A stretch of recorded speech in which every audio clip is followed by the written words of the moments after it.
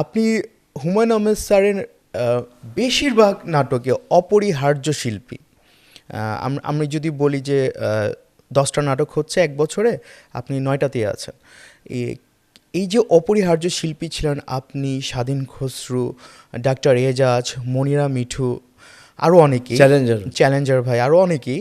তারপর কি মানে এখনকার সময়ের কথা বলছেন না, ওই সময় যখন আপনারা হুমায়ূন আহমেদ স্যারের নাটকে র্যান্ডম কাজ করছেন, তখন কি অন্যান্য ডিরেক্টরের নাটকে কি কম গুরুত্ব পেতেন, বা যে যত্নটা, যে আদরটা হুমায়ূন আহমেদ স্যারের ইউনিটে পেতেন, সেটা কি অন্যান্য ডিরেক্টরের নাটক সিনেমাতে আপনারা পেতেন? না, তখন তো আমরা অন্য জায়গায় কাজই করতাম না খুব একটা। হুমায়ুন ভাই জীবিত থাকা অবস্থায় শেষের দিকে কিছু কাজ করেছি অর্থনৈতিক কারণে, কিন্তু প্রথম দিকে তো করিয়ে নিন, 8-10 বছর করিনি। আমার কাছে কেন যেন মনে হতো যে হুমায়ুন ভাই কষ্ট পেতেন অন্য জায়গায় কাজ করলে। হ্যাঁ, মানে ভিতরে ভিতরে মনে করতেন যে তো ওটা আমার ছোট ভাই, আমার সন্তান, আমার তৈরি, আমার সাথে কাজ করে। তৈরি ঠিক না, মানে আমার মানুষ, সে own করা। হ্যাঁ, ওন করতে। এবং তাহলে ও আবার অন্য জায়গায় কাজ করে, কিন্তু কোনোদিন বলতেন না যে তুমি করো না। কিন্তু একটা চাপা অভিমান থাকতো। আমার কাছে মনে হতো এটা ভুলও হতে পারে, উনি কখনো বলতেন না যে কেন করলাম, কিন্তু বলতো যে যেখানে করো ভালো কাজ করবা, এটা বলতেন। আচ্ছা, নাটকে আপনি তুমুল জনপ্রিয় তখনও, এখনও। যখন আপনি এখন এত জনপ্রিয় না।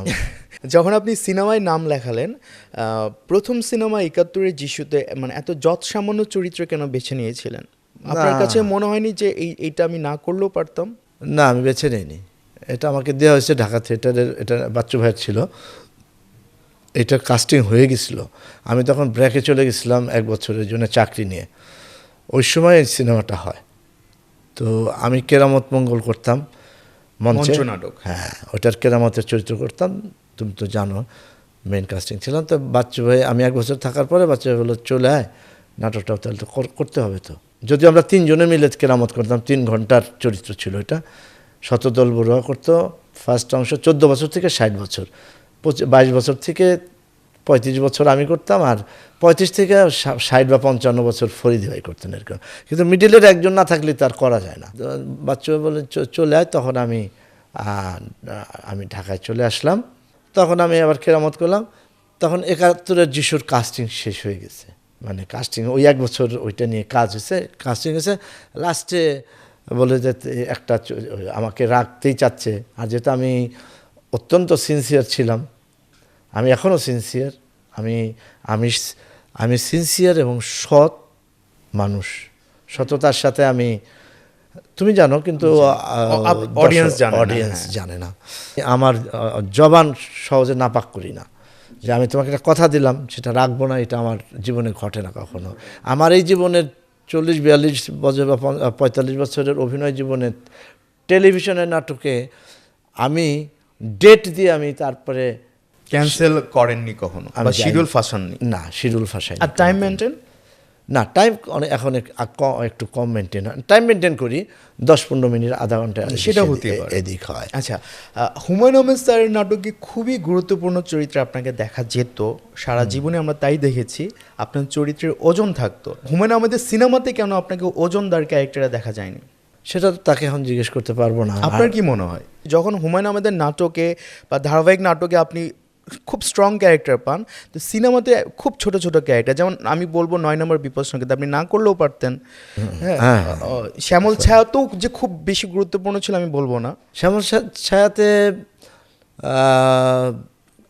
তেমন গুরুত্বপূর্ণ ছিল না, কিন্তু আমি আবার নৌকা চালাতে পারতাম, এটা একটা ফ্যাক্টর ছিল, এই জন্য এটাতে আমাকে করতে হয়েছে।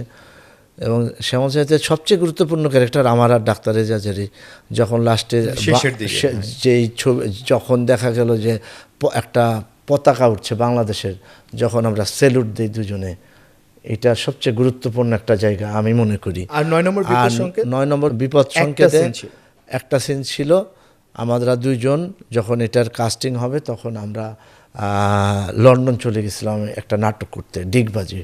ওটা আমারই, ওটা তো আমি অভিনয় করেছিলাম আজ থেকে 15-20 বছর আগে, আরও বেশি হবে, 20 বছর 25 বছর আগে। তো ওই ডিগবাজি করতে গেছি,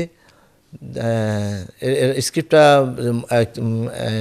মুসলিম উদ্দিন নামে সামবডি একজন ছিলেন, ওনার স্ক্রিপ্ট ছিলেন, ছিল। তো এটা সিরিয়াল করার জন্য গিয়েছিলাম। পরে যাওয়ার পরে ওখানে এত শীত ছিল নভেম্বর মাসে, শুটিং আর করতে পারিনি আমরা। আড্ডা টাড্ডা মেরে অল্প কিছু কাজ করলাম। তারপরে আমি ওটা ডিরেকশন আমি দিয়েছিলাম। জানি। যখন ফুটেজ পেলাম তখন মাত্র 17 মিনিটের ফুটেজ, আর ওইটা সিরিয়াল ছিল 26 পর্বের। আমরা হয়তো বা 10 পর্ব করতাম, বাকিটা বাংলাদেশে করতাম, এরকম ছিল। কিন্তু আগে ওইটা করতে গিয়েছিলাম। 17 মিনিট ফুটেজ দেয়। এখন সিরিয়ালটার নাম কি? ওটার নাম ডিগবাজি। ওটা ডিগবাজি, পরে তো সেটা সিঙ্গেল নাটক হয়ে যায়। ডিগবাজি তো সিঙ্গেল নাটক। ডিগবাজি। আমি পরে শেষের দিকে আমি ওইটার সাথে মিলিয়ে কিছু লন্ডন, যখন আমি এডিটিং করলাম তখন দেখি যে মধ্যে মধ্যে ঝামেলা হয়ে যাচ্ছে, মানে এখন লন্ডনের দৃশ্য দরকার। পরে উত্তরাতে একটা বাড়ি পেলাম, লন্ডনের মতো যেরকম বেড়া দেওয়া থাকে, ওই এক ভদ্রলোককে বললাম যে আমরা একটু শুটিং করব লন্ডন হিসেবে, ওখানে আছে। এবং এটা একটা মেজর একটা জায়গা যে আমি চলে আসছি ওকে ফেলে রেখে। ওর সাথে একটা ঝগড়া হইলো, আমরা দুই বন্ধু তো থাকি একই গ্রামের। তো ঝগড়া হওয়ার পরে ওই ঝগড়ার দৃশ্যটাই করে আসিনি। তো তখন আমি দেশে এসে বাকিটা করলাম, যে তুমি করলা, পরে দেশে আমার গাজীপুরে করলাম। হ্যাঁ, গাজীপুরে করলাম। তো তখন সিঙ্গেল নাটক হিসাবে করলাম। তো ওখানে আমার রাইটার হিসাবে যেহেতু এন্ডিংয়ের পুরো অংশটা আমারই ছিল, যে কীভাবে শেষ করব, কারণ এটা সিরিয়াল। তো আমি আমার মতো করে শেষ করলাম। তো পরে ওখানে মসলিউদ্দিন ভাইয়ের নাম দিলাম আমি। পরে যেহেতু আমি চেঞ্জ করলাম, যদি সিরিয়াল করি নাই, মসলিউদ্দিন ভাই যদি বলে যে কষ্ট পান, মানে যে হ্যাঁ কষ্ট পান, অথবা উনি যদি বলেন যে তুমি সিরিয়াল করতে গিয়ে সিঙ্গেল করে আসলা, এটা তো আমার নাটক না। আমি চিন্তা করলাম এটা, সেই কারণে আমি আমার নামটাও দিলাম সেকেন্ড, যে আমি ওর কিছুটা লিখেছি যাতে উনি আমাকে না বলে। তো এটা হিতে বিপরীত হয়ে গেল। কেমন? উনি শুনে যখন নাটকটা দেখলেন, উনি বললো যে আমি অনেক এত বড় একজন রাইটার, মানে উনি ভালো লিখতেন, মানে বুঝালেন আর কি। ফোনে আমার সাথে কথা বললেন, বলে যে এটা আপনি তো ঠিক করেন নাই, আপনার নাম কেন দিলেন? তা আমি বললাম যে আমি তো আসলে, আপনি মাইন্ড করবেন দেখে, যে সিরিয়াল আমরা করতে পারি নাই, একটা সিঙ্গেল নাটক করতে গেছি, আবার লাস্টে আমার অনেকখানি জায়গা আমি চেঞ্জ করে পুরো গল্পই ঘুরাই ফেলেছি।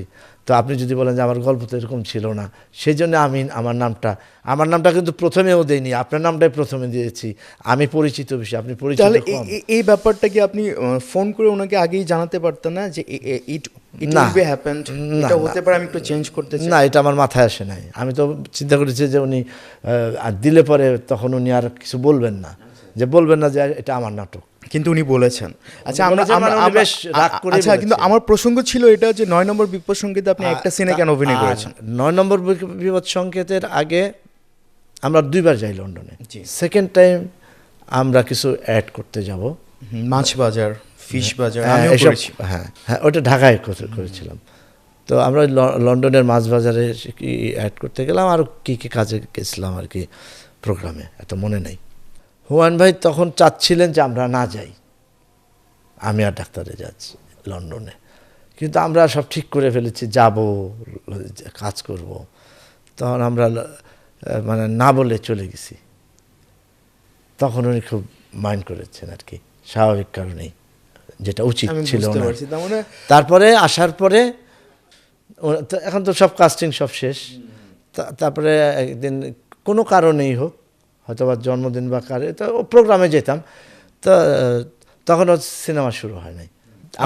আমরা বলছি 9 নম্বর বিপদ সংকেতের গল্প, হুমায়ুন আহমেদ স্যারের। তো তখন পরে হঠাৎ করে আমাকে বললো যে একটা ক্যারেক্টার তোমাকে দিয়ে করানো, মৌলবী ক্যারেক্টার বা হুজুর ক্যারেক্টার, মৌলবী ক্যারেক্টার, একটা সিন, 2টা সিন দৃশ্য ছিল। তো বলছি আমি করবো, আর আমি তো এমনি তখন ভয়ে আছি যে আমি চলে গেছি বিদেশে না বলে, এই জন্য ওই সিনেমাটাতে বড় ক্যারেক্টার আসে। আচ্ছা, অডিয়েন্সটা ক্লিয়ার হলো। যারা অনেক সময় ভাবে যে হুমায়ুন আহমেদ স্যারের নাটকে ফারুক আহমেদ, ডাক্তার এজাজ, মানে সব বলা যায় পুরো গল্পই তাদের উপর, সিনেমায় কেন ছোট ক্যারেক্টার হয়ে যায়? আচ্ছা, আমরা হুমায়ুন আহমেদ স্যারকে নিয়ে অনেক কথা বললাম, আর উনি একটা প্রতিষ্ঠান, ওনাকে নিয়ে কথা বললে শেষ হবে না।